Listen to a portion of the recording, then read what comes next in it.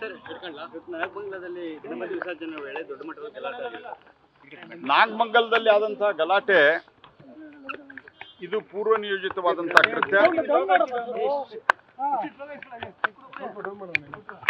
ಇದು ರಾಜ್ಯದಲ್ಲಿನ ಕಾಂಗ್ರೆಸ್ ಸರ್ಕಾರ ಹಿಂದೂ ವಿರೋಧಿ ನೀತಿಯನ್ನು ಅನುಸರಿಸ್ತಾ ಇರೋದ್ರಿಂದ ಓಲೈಕೆ ರಾಜಕಾರಣದ ಪರಾಕಾಷ್ಠೆಯನ್ನು ತಲುಪಿರುವ ಕಾರಣದಿಂದಾಗಿ ಈ ರೀತಿಯಾದಂತಹ ಧೈರ್ಯವನ್ನ ಮಾಡ್ತಾ ಇದ್ದಾರೆ. ಇವತ್ತು ನಾನು ಅಲ್ಲಿನ SP ಅವರ ಹೇಳಿಕೆಯನ್ನು ನೋಡಿದೆ. ಅವರೇ ಹೇಳಿದ್ರು ಆ ರೂಟಲ್ಲಿ ರೆಗ್ಯುಲರ್ ಹೋಗಿದ್ದಾರೆ ಅಂತ. ಅದು ಕಳೆದ ಬಾರಿ ಗಲಾಟೆ ಮಾಡುವ ಪ್ರಯತ್ನಗಳಾಗಿತ್ತು. ಇದೆಲ್ಲ ತಮ್ಮ ಚಾನಲ್ದಲ್ಲಿಯೂ ಬಂದಿದೆ. ಅದರ ಹೊರತುಪಡಿಸಿಯೂ ಸಹಿತ ಯಾವುದೇ ಮುಂಜಾಗ್ರತಾ ಕ್ರಮ ಕೈಗೊಳ್ಳಲ್ಲ. ಮತ್ತು ತಲವಾರು, ರಾಡು, ಮಚ್ಚು ಎಲ್ಲ ಹೊರಗೆ ಬರ್ತವೆ ಅಂತಂದ್ರೆ, ಕಲ್ಲುಗಳು ರಾಶಿ ಹೊರಗೆ ಬರ್ತವೆ ಅಂತಂದ್ರೆ, ಇದು ಅಲ್ಲಿನ ಸಂಪೂರ್ಣವಾದಂಥ ಪೊಲೀಸ್ ವೈಫಲ್ಯನೂ ಇದೆ. ಮತ್ತು ಅದರ ಜೊತೆಗೆ ಆದರೆ ಈ ಪೊಲೀಸ್ ವೈಫಲ್ಯವನ್ನು ನಾನು ಕೇವಲ ಪೊಲೀಸರಿಗೆ ಹಾಕಲ್ಲ, ಪೊಲೀಸರಿಗೆ ಫ್ರೀ ಹ್ಯಾಂಡ್ ಇಲ್ಲ ಈ ರೀತಿಯ ಸಿಚುವೇಶನ್ಗಳನ್ನು ಡೀಲ್ ಮಾಡೋಕ್ಕೆ. ಹಾಗಾಗಿ ನಾನು ಆಫೀಸರ್ಗಳನ್ನು, ಯಾವುದೋ ಕಾನ್ಸ್ಟೇಬಲ್ಗಳನ್ನು ಅಥವಾ ಇನ್ಸ್ಪೆಕ್ಟರ್ಗಳನ್ನು ನಾನು ಜವಾಬ್ದಾರಿ ಮಾಡೋಕ್ಕೆ ಹೋಗಲ್ಲ.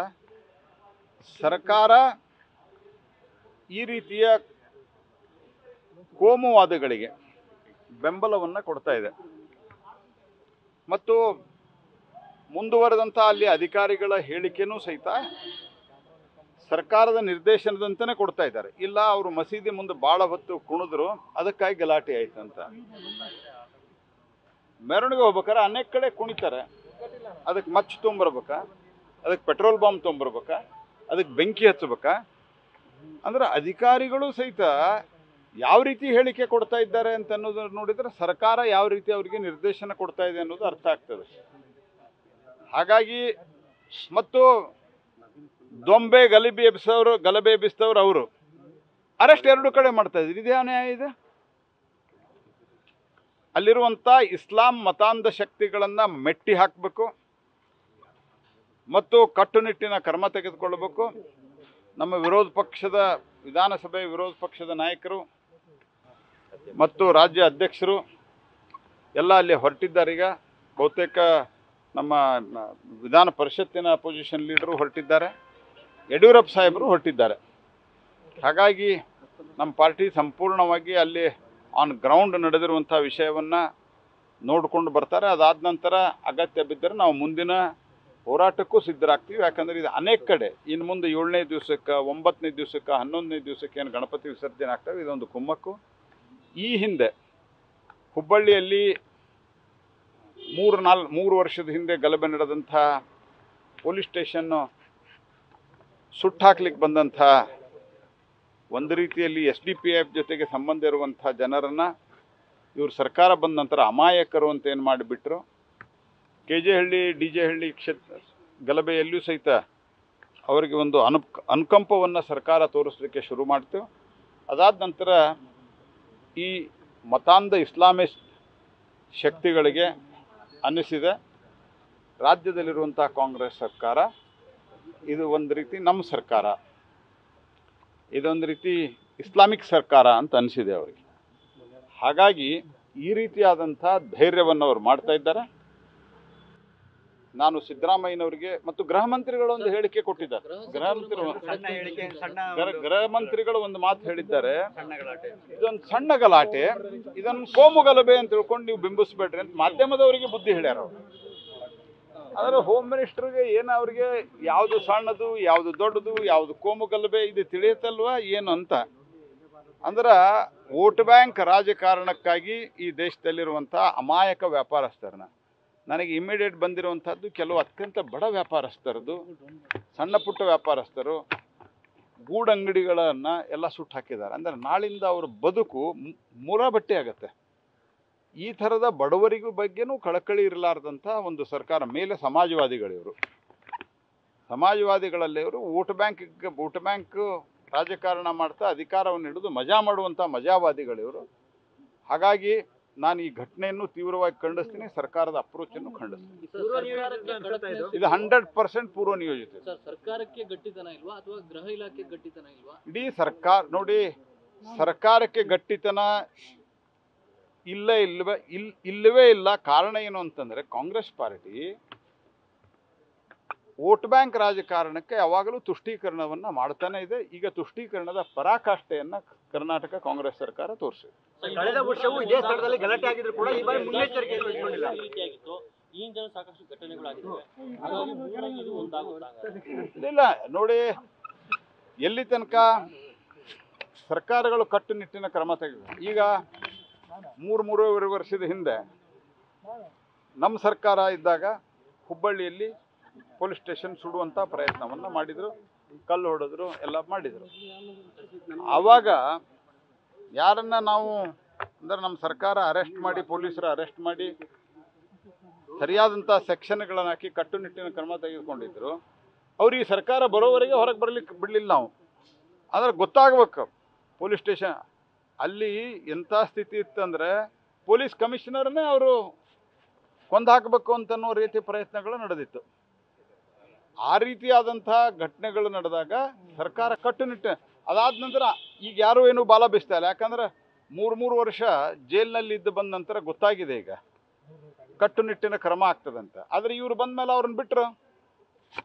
ಅವ್ರಿಗೇನು ಅನ್ನಿಸ್ತಾ ಇದೆ, ನಮ್ಮ ಸರ್ಕಾರ ಇದೆ, ಒಂದು ತಿಂಗಳು ಭಾಳಾದ್ರೆ 15 ದಿವಸ ಜೈಲಲ್ಲಿ ಹೋಗಿ ಬರ್ತೀವಿ, ಅದು ಅವರೇ ಹಾಕಲ್ಲ.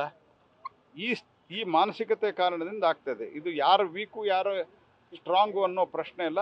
ಹೋಮ್ ಮಿನಿಸ್ಟರ್ಗಿಂತ ಹೆಚ್ಚಾಗಿ ಕಾಂಗ್ರೆಸ್ಸಿನ ನಿನ್ನೆ ರಾಹುಲ್ ಗಾಂಧಿ ಒಬ್ಬ ಅಮೇರಿಕಾದಲ್ಲಿ ಸೆನೆಟರ್ ಆಗಿರುವಂಥ ಪಾಕಿಸ್ತಾನಿ ಪ್ರೇರಿತವಾದಂಥ ಒಬ್ಬ ಅಲ್ಲಿನ ಲಾ ಮೇಕರ್ನ ಭೇಟಿ ಆಗ್ತಾರೆ ಅಂತಂದ್ರೆ ಸತತವಾಗಿ UN ಅಲ್ಲಿನ ಕಾಂಗ್ರೆಸ್ದಲ್ಲಿ ಸತತವಾಗಿ BJP ವಿರುದ್ಧ ಅಲ್ಲ, ಭಾರತದ ವಿರುದ್ಧ ಹೇಳಿಕೆ ಕೊಡ್ತಾರೆ ಅವರು. ಇಸ್ಲಾಮಿಕ್ ಟೆರರಿಸಮ್ ಅನ್ನ ಬೆಂಬಲಿಸ್ತಾರೆ ಅವರು. ಅವರನ್ನ ರಾಹುಲ್ ಗಾಂಧಿ ಭೇಟಿ ಆಗ್ತಾರೆ. ಆ ಫೋಟೋ ಸೋಷಿಯಲ್ ಮೀಡಿಯಾದಲ್ಲಿ ನಿನ್ನೆ ವೈರಲ್ ಆದ್ಮೇಲೆ ಅವ್ರಿಗೇನು ಅನ್ನಿಸ್ತದೆ, ರಾಹುಲ್ ಗಾಂಧಿ ನಮ್ಮ ಪರವಾಗಿದ್ದಾನೆ, ರಾಹುಲ್ ಗಾಂಧಿ ಶಿಷ್ಯ ಇಲ್ಲಿ ಸಿದ್ದರಾಮಯ್ಯ ಇದ್ದಾರೆ, ಹಿಂಗಾಗಿ ನಡೀತದೆ ಅಂತ ಅವ್ರಿಗೆ ಅನಿಸ್ತದೆ. ಇಂಪಾರ್ಟೆಂಟ್ ಕೇಂದ್ರ ಗಮನಕ್ಕೆ ಈಗಾಗಲೇ ಹೋಗಿರುತ್ತೆ. ಪೆಟ್ರೋಲ್ ಬಾಂಬ್ಗಳನ್ನೆಲ್ಲ ಏನಾದರೂ ಗೃಹ ಸಚಿವರ ಜೊತೆ ಮಾತಾಡಿ ಕೇಂದ್ರ ಏಜೆನ್ಸಿಗಳು ಇದ್ರ ಬಗ್ಗೆ ಹಿಂದೆ ಯಾವೆಲ್ಲ ಶಕ್ತಿಗಳಿದಾವೆ ಅಂತ ಪ್ರಯತ್ನವನ್ನು ನೋಡಿ. ಎಲ್ಲ ಸಂಗತಿಗಳನ್ನ ಕೇಂದ್ರ ಮಾಡೋಕ್ಕಾಗಲ್ಲ. ನಾವು ಎಲ್ಲಿ ಒಂದು ರೀತಿಯಲ್ಲಿ ಭಯೋತ್ಪಾದನಾ ಚಟುವಟಿಕೆ ಕನ್ನಡದು ಇದು ನಡೀತಾವೆ ಅಲ್ಲಿ NIA ನೇರವಾಗಿ ತಗೋದು. ಬಾಕಿ ಎಲ್ಲ ರಾಜ್ಯದ ಲಾ ಆ್ಯಂಡ್ ಆರ್ಡರ್ ರಾಜ್ಯಕ್ಕೆ ಬರ್ತದೆ. ಆದರೂ ಕೂಡ ಈ ಪೆಟ್ರೋಲ್ ಬಾಂಬು ಇತ್ಯಾದಿ ಈಗ ಅಶೋಕ್ ಅವರು, ಸನ್ಮಾನ್ಯ ಯಡಿಯೂರಪ್ಪನವರು,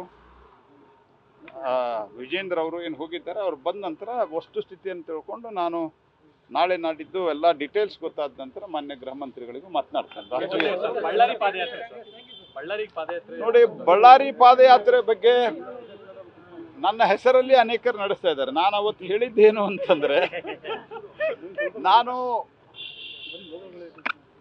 ನೀವು ಕೇಳಿದಂಗೆ ಪ್ರಶ್ನೆಗೆ ಉತ್ತರ ಕೊಡ್ತಾ ಹೇಳಿದ್ದೆ, ಅದು ಶ್ರೀ ಯತ್ನಾಳ್ ಅವರಿರಲಿ ಅಥವಾ ಇನ್ನಿತರ ಪ್ರಮುಖರಲ್ಲಿ ಏನು ಸೇರಿದ್ರು, ಅರವಿಂದ್ ಲಿಂಬಾವಳಿ ಅವರು, ಅವರೆಲ್ಲರೂ ಏನು ಹೇಳಿದ್ದಾರೆ ಅಂತಂದ್ರೆ, ನಾವು ಪಾದಯಾತ್ರೆಯನ್ನು ಇನ್ನೊಂದು ಪಾರ್ಟಿಯಿಂದ ಮಾಡಬೇಕು, ನಾವು ರಾಷ್ಟ್ರೀಯ ಅಧ್ಯಕ್ಷರ ಅನುಮತಿ ಕೇಳ್ತೇವೆ, ಅವ್ರು ಕೊಟ್ಟರೆ ಮಾಡ್ತೇವೆ ಅಂತ. ನಾವು ಪಾರ್ಟಿ ಫೋರಮ್ದಲ್ಲಿ ಇದನ್ನು ಚರ್ಚೆ ಮಾಡಿ ರಾಷ್ಟ್ರೀಯ ಅಧ್ಯಕ್ಷರ ಪರ್ಮಿಷನ್ ಕೇಳಿ ತೀರ್ಮಾನ ಮಾಡ್ತೀವಿ ಅಂತ ಹೇಳಿದ್ದೇನೆ ನಾನು.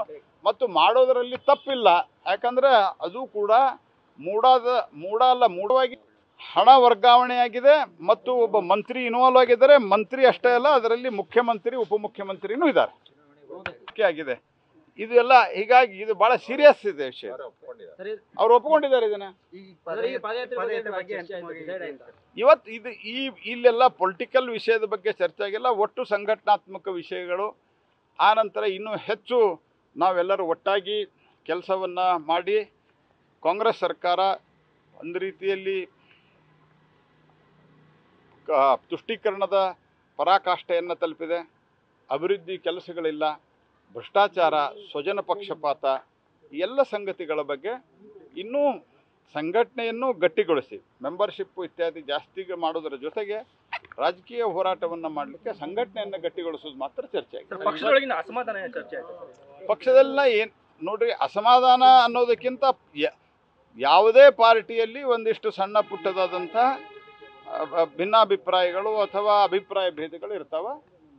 ಅವುಗಳನ್ನೆಲ್ಲವನ್ನು ಈಗ ನಾವು ಮರೆತು ಒಟ್ಟಿಗೆ ಹೋಗ್ಬೇಕು ಅನ್ನುವಂಥದ್ದು ಒಂದು ಸಣ್ಣ ಚರ್ಚೆ ಆಗಿದೆ. ಉಳಿದಿದ್ದೆಲ್ಲ ಬರುವಂಥ ನಮ್ಮ ಈಗೇನು ಮೆಂಬರ್ಶಿಪ್ ನಡೆದಿದೆ, ಅದಾದ ನಂತರ ಎಲ್ಲೆಲ್ಲಿ ಸ್ಥಳೀಯವಾಗಿ ಸಂಘಟನಾತ್ಮಕ ಚುನಾವಣೆಗಳು ಅಥವಾ ಅಪಾಯಿಂಟ್ಮೆಂಟ್ಗಳು, ಮಂಡಲ ಅಧ್ಯಕ್ಷರು ಇದೆಲ್ಲ ಆಗಿಲ್ಲ, ಅಲ್ಲಿ ಬೂತ್ ಅಧ್ಯಕ್ಷರ ಬದಲಾವಣೆಗಳಾಗಬೇಕು. ಬೂತ್ ಅಧ್ಯಕ್ಷರಿಂದ ನಮ್ಮದು ಮಂಡಲ ಅಧ್ಯಕ್ಷರು, ಮಂಡಲ ಅಧ್ಯಕ್ಷರಿಂದ ಜಿಲ್ಲಾ ಅಧ್ಯಕ್ಷರು, ಜಿಲ್ಲಾ ಅಧ್ಯಕ್ಷರಿಂದ ರಾಜ್ಯ ಅಧ್ಯಕ್ಷರು, ರಾಜ್ಯ ಅಧ್ಯಕ್ಷರಿಂದ ರಾಷ್ಟ್ರೀಯ ಅಧ್ಯಕ್ಷರು.